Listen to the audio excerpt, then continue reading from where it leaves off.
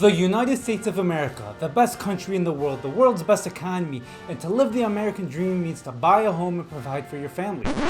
But this isn't all rainbows and sunshine, because there is a dark side to this. And that's the homeless problem America has been facing. It's only getting worse. See, homelessness in America has hit record highs of 650,000 people sleeping in the streets every night, a rise of 12% since the year prior. That's the highest number of people sleeping in the streets every single night since the HUD, or the Department of Housing and Urban Development, started recording homelessness numbers in 2007. And the worst part about that number is 28% of those people sleeping in the streets include kids of young age. That's a rise of 16% from the year prior. But why are so many Americans sleeping in the streets, and why did we see this large increase since the last year? Homelessness in itself is a huge problem that can't be narrowed down to one cause. We can't ignore the fact that people have mental health issues that haven't been addressed, and people are experiencing drug problems. But for the sake of this video, let's focus on the part that I am capable, well-versed, read enough to just talk about. And that's the economic impact on homelessness. In the last couple of years, there have been major changes that we've seen in 2021, 2022, and 2023 especially, that have impacted the amount of people sleeping in the streets every day. And one of the reasons is because we saw the expiration of the government assistance programs that we saw throughout the last couple of years, like 2020 and 2021. We saw the first round of stimulus checks in 2020, which was about $1,200 per person, and another $500 for every dependent that they have under them. See, this isn't much, it's only a couple $1,000s, but depending on the living situation, this can help someone pay their rent for another couple months. We also saw another round of stimulus checks in 2021. This was $600 per person and another $600 per dependent. But again, this isn't nearly enough that we needed to help out those struggling families, but it definitely did help some people pay their rent or pay their grocery bills and keep a roof over their head for a couple more months. Another one of those government assistance programs that we saw expire that we had in 2021 was the child care credit. For the families with children, those who make up the 28% of homelessness, they were also given extra assistance through a child care credit, which is usually $2,000 per child, and that was raised to $3,600 per child. So between the couple stimulus checks that we saw and the child care credit, families with children especially could have saw as much as $5,000, $6,000, $7,000 in extra money, which could help them keep a roof over their head. But aside from the monetary policies that we just went over, one of the most important things that helped keep a roof over people's head is the ban on evictions that was passed through the 2020 CARES Act. It was made practically impossible to evict a tenant whether they were paying rent or they were not paying rent. As this passed in April of 2020, we saw evictions fall to a low of 8% of the nation's average,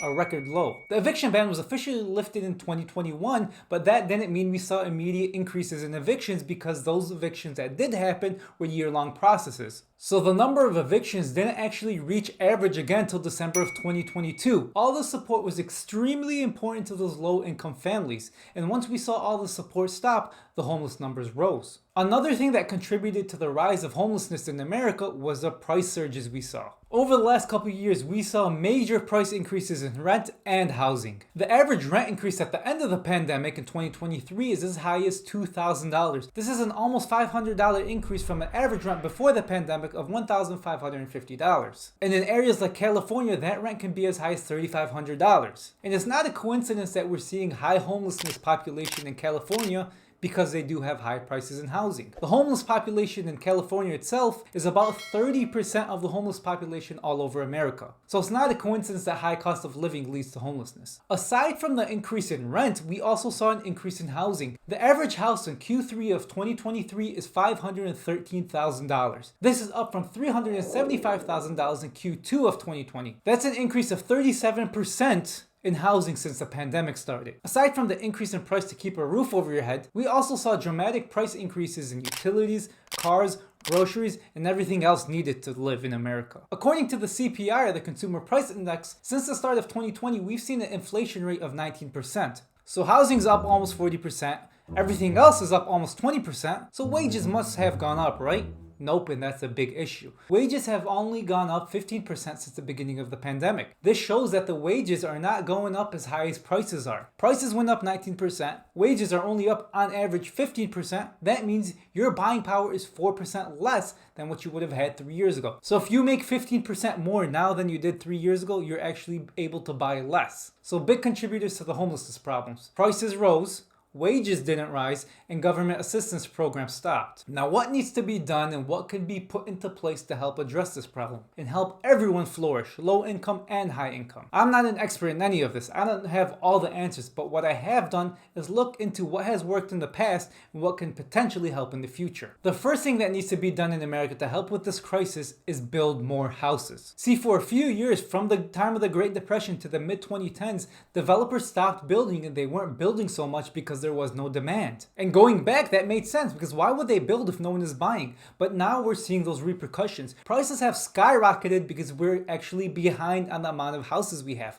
Supply is not meeting demand. Based on the numbers, it's shown that America is about 3 to 4 million houses short of what we actually need. Aside from the houses being built and having supply meet the actual demand that we have here in America, assistance for those low-income families needs to be accessible. This could be housing assistance through like Section 8 or public housing. For those of you who are not familiar with Section 8, it's a government assistance program that helps those low-income families find and pay for their rent. So the government will help those low-income families pay a portion of their rent, and usually it's a majority of their rent. Building houses and paying for people's rent is good, but more than that is needed. Resources need to be put into place to help people who are in low-income situations find good careers, find good paying wages, and be able to get back on their feet and move forward. It's not all about just buying them houses. It's about paying for their rent, helping them out until they get back on their feet, can pay for their rent themselves, and progress in their careers and so on. And of course, living in America needs to be affordable again. The recent rise of prices and the lack of increase in wages across the country has made it very hard for those Americans to keep the lights on in their house or even buy a house. Priorities need to be set on where the money is spent and keeping inflation under control moving forward. And lastly,